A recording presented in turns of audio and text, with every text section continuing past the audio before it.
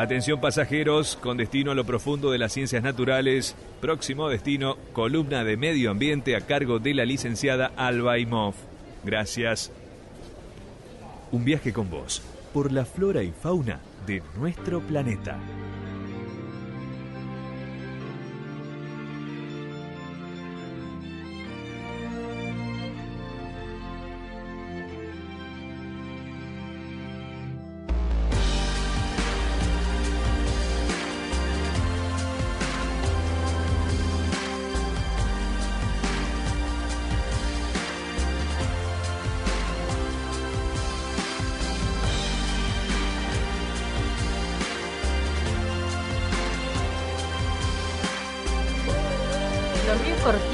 Es cortito, claro, pero cortito como patada de chancho, decía mi abuelo, pero tiene que ser muy bueno.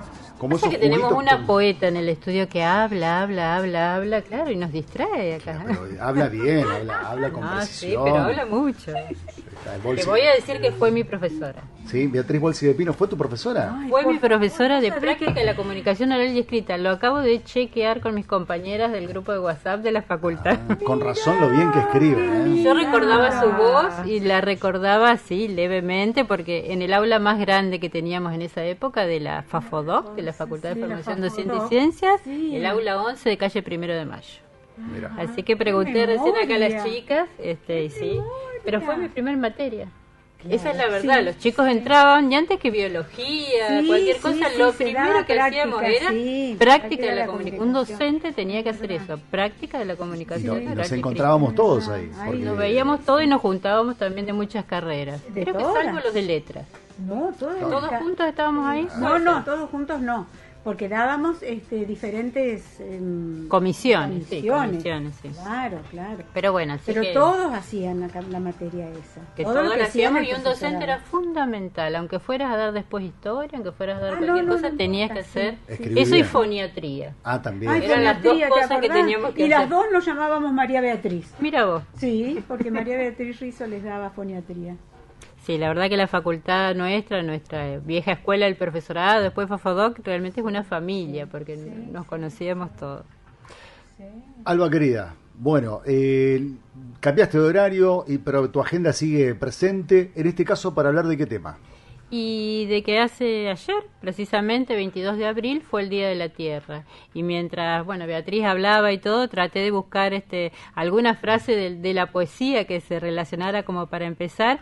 No encontré una poesía, pero sí encontré una frase que se le adjudica a Víctor Hugo, del siglo XIX, que dice, decía ya en esa época algo que sigue ocurriendo hoy en día. Él decía, o se le adjudica, que produce una inmensa tristeza pensar que la naturaleza habla, mientras el género humano no la escucha. Sobre la importancia de las palabras, no solo en la poesía, no solo en la vida, como dijimos recién, no solo en esta época de pandemia, que también fueron tan importantes las palabras en sus diferentes formas y en sus diferentes medios, sino también en la naturaleza. Porque esto que decía Víctor Hugo, de que la naturaleza nos habla, es algo que sigue ocurriendo. Y todos estamos preocupados por lo que pasa en la Tierra, estamos preocupados por la pérdida de especies, por lo que está pasando con la contaminación, por lo que ocurre en los mares, por lo que ocurre en nuestros ríos, pero sin embargo, pataleamos, nos quejamos, pero seguimos todos los días haciendo cosas que hacen que esos problemas no sean cada vez menores, sino que sean cada vez mayores. Y justo ayer, el Día de la Tierra, es un festejo a nivel mundial que en realidad empezó hace como 52 años en Estados Unidos con una de las primeras grandes movilizaciones de personas tratando de alertar a las autoridades sobre cuestiones ambientales y que fue considerado después el primer Día de la Tierra. Eso se hizo el 22 de abril de 1970, o sea, hace muchísimo tiempo. Y en esa ocasión lo que había ocurrido es que ya había en Estados Unidos una idea de alerta sobre lo que estaba ocurriendo principalmente con los contaminantes. O sea, este concepto de la ecología y de lo ambiental empieza a aparecer o a tomar fuerza en esa época porque muchas personas empezaron a advertir que el modo de vida, en ese caso americano, en el que se usaban pesticidas sin control, donde todas las casas en esa época eran del tipo del barrio jardín o la ciudad jardín, ciudades muy verdes, y ese hermoso verde se mantenía principalmente con químicos, uno de los cuales después fue prohibido, que fue el DDT. pero todo eso hacía que los entornos aparentemente naturales que rodeaban a las casas fueran muy lindos, muy verdes, pero eso estaba matando a toda una pequeña fauna, a invertebrados, a estos bichos que a la gente le molestaban y que a nosotros de hecho todavía mucha gente sigue pensando para qué están los mosquitos, para qué están las cucarachas, para qué están estos organismos, y bueno, todos tenemos un lugar, y eso también tiene que ser como un cambio en nuestra cabeza de entender que hasta esos bichos que muchas veces parecen molestos tienen un lugar y una función en el ecosistema. Entonces, esos primeros grandes desequilibrios fueron los que llevaron, en ese caso a un senador de Estados Unidos, a organizar el primer gran movimiento ecologista mundial, que juntó como a 20 millones de personas en diferentes ciudades de Estados Unidos, pero que fue principalmente, y también nos remite a nuestra facultad, educativo. O sea, fue desde las escuelas secundarias de Estados Unidos, desde las universidades, tratando de alertar a las autoridades que había problemas en el ambiente. Y lo conté en medio de la pandemia, y me acuerdo cuando hacíamos el programa desde nuestras casas, que una de las consignas que se usaron hace 52 años fue llevar un barbijo. Para decirle a las autoridades que el aire estaba contaminado, y era lo mismo que nos estaba pasando en pandemia, y esto me hizo acordar de esta frase adjudicada a Víctor Hugo. ¿Por qué? Porque repetimos cosas que pasan, vemos las alertas, escuchamos lo que está sucediendo, y sin embargo volvemos los humanos a repetir una y otra vez las mismas acciones que no son del todo beneficiosas para la naturaleza. Este Día de la Tierra nos encuentra un poco saliendo de la pandemia, pero también con muchas consecuencias ambientales, porque al principio de la pandemia es como que todos empezamos desde nuestras casas a revalorizar lo natural. Realmente vimos la importancia de tener un árbol en la ventana, de poder ver pájaros si teníamos la posibilidad. Mucha gente sufrió porque estuvo encerrada en lugares donde no había nada verde y no había posibilidad de mirar nada verde, cosa que sucedió principalmente en las grandes ciudades. Y todo esto nos hizo revalorizar, y se hablaba de, fíjense qué lindo, el cielo está más limpio, hay menos contaminación, pero una vez que las cosas volvieron a la normalidad, los problemas fueron mayores.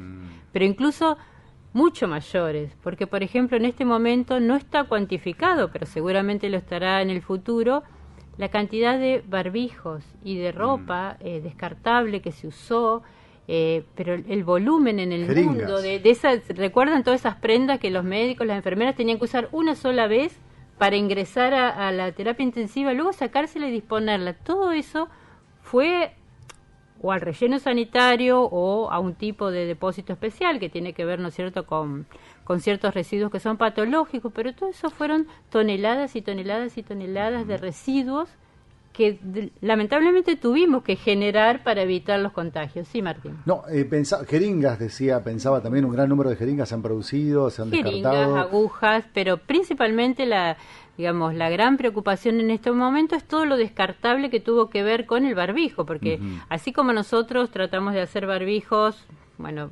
conocemos estos diseñados por CONICET que se pueden lavar varias veces, los médicos y las personas que trabajaban en contacto no podían hacer esto. O sea, el barbijo se usaba, se descartaba, y eso, se imaginan, cientos de veces por día, miles de médicos en cada ciudad, miles de ciudades y todo un mundo generando volumen que finalmente y muy probablemente terminen en el océano, que es en este momento el lugar donde todos los problemas de la Tierra van dejando sus residuos que terminan yendo ahí. Porque acá la alfombra debajo de la cual metemos todo, no se ve. Es como si fuera una pileta, ¿no es cierto?, donde todo parece que se va al fondo, pero en ese fondo esos plásticos y todas esas sustancias que son principalmente sintéticas, que son derivadas del petróleo también, se empiezan a partir en pedazos cada vez más pequeños, y luego esos pedazos muy pequeños son confundidos por la fauna y los incorporan y van quedando en sus tejidos, y después nosotros comemos esos peces y algunos animales realmente mueren por esa razón. Entonces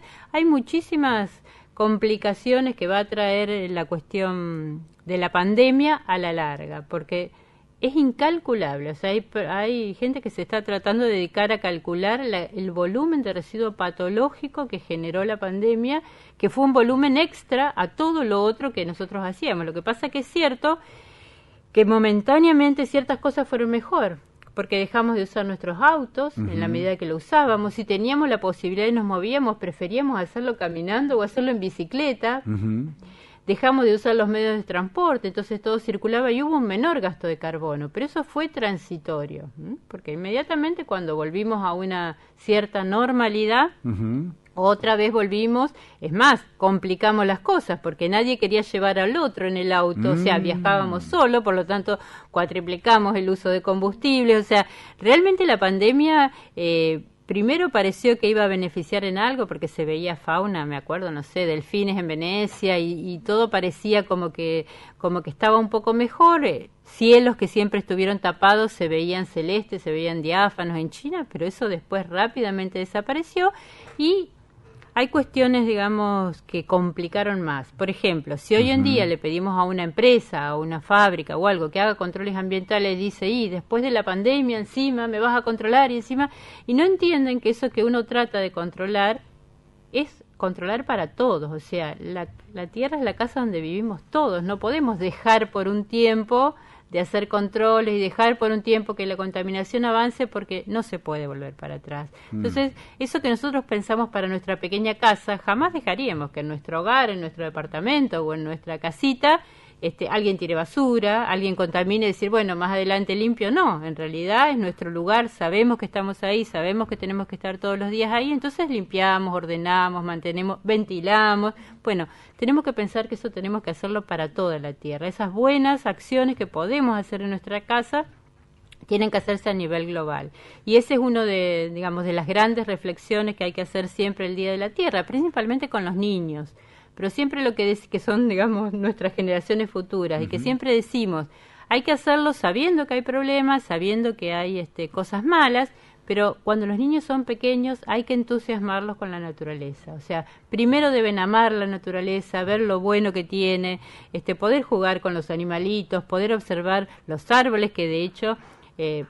voy a traer en algún próximo programa a un docente de FUC que hizo uno de los libros más lindos que he visto, que es Árboles de la Ciudad de Santa Fe. Ah, ¿sí? Lo pueden conseguir acá en la editorial de UNL, Ya, porque no solamente eso, sino que están ubicados. Por lo tanto, cuando uno encuentra un árbol que es raro, se va a este libro de Hugo Gutiérrez y de sus alumnas, bueno, ya todas colegas, pero que fueron alumnas en su momento de la carrera de biodiversidad, y este árbol digamos, libritos sobre los árboles es maravilloso, porque siempre que hablamos y vemos, incluso vos, Martín, me decís, Cata vio tal cosa en tal lado, y este librito nos va a servir muchísimo, así que vamos a hablar con Hugo en alguno de estos programas sobre esta cuestión. Me encantó que lo presentaran esta semana, que es el Día de la Tierra, porque una de las... digamos, de lo que uno tiene que hacer en estas fechas, que no son fechas patrias, ni importantes, ni nada, sino que son fechas para pensar, para reflexionar y para ver qué podemos hacer todos los días por tener una tierra, un planeta o una casa común mucho mejor. Incluso el informe que se había publicado sobre el estado del medio ambiente y lo preocupante que era todo esto, hablaba específicamente sobre América Latina y Argentina, algunas cuestiones. Vos te referís al de cambio climático. El cambio climático, claro, el cambio climático es una de las grandes preocupaciones que hay en este momento. Y sí, se refiere a América Latina porque, particularmente, ¿por qué? Porque la pandemia y las crisis ambientales repercuten siempre sobre las zonas del planeta que tienen, digamos, más pobreza o más dificultades. Siempre estos problemas ambientales, a veces creados en los países desarrollados, terminan afectando a los subdesarrollados o en vías de desarrollo.